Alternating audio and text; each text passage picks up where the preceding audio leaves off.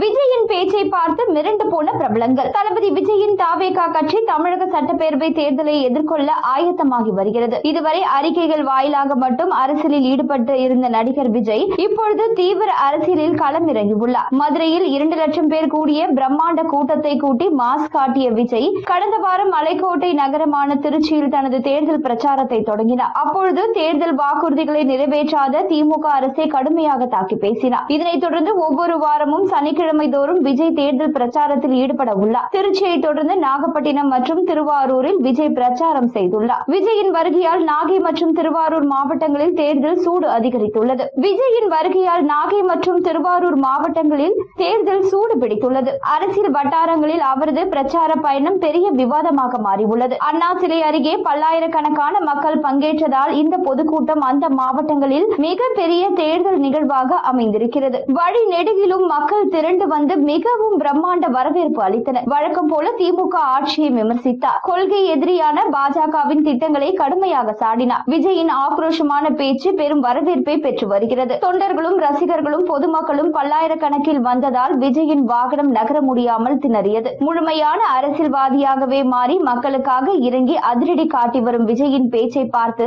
பல பிரபலங்கள் மிரண்டு போய் உள்ளனர். விஜய் எப்பொழுதுமே அமைதியாக இருப்பவர். இவருடன் வேலை செய்த பலருமே பேட்டிகளில் கூறுவார்கள். தற்பொழுது இவரின் கோபமான பேச்சை பார்த்து அசந்து போய் கருத்துக்களை தெரிவித்து வருகிறார்கள். அவருக்கு நேரடியாக வாழ்த்துக்களை ரஜினி, அஜித், சூர்யா, தனுஷ், சிம்பு, சிவகார்த்திகேயன் போன்றோர்கள் தெரிவித்து இருக்கிறார்கள். மக்கள் பிரச்சனைகளை நேரில் கேட்டு தீர்வு வழங்கும் தலைவராக விஜய் தன்னை நிலைநிறுத்திக் கொண்டிருப்பது மக்களிடையே அவருக்கு அதிகமான அன்பையும் நம்பிக்கையையும் தருகிறது. இதன் மூலம் தமிழக அரசியல் மேடையில் வெற்றி கழகத்தின் அடுத்தடுத்த முன்னேற்ற பயணம் வலுவான பாதையை எடுத்து செல்லும் என கருதப்படுகிறது.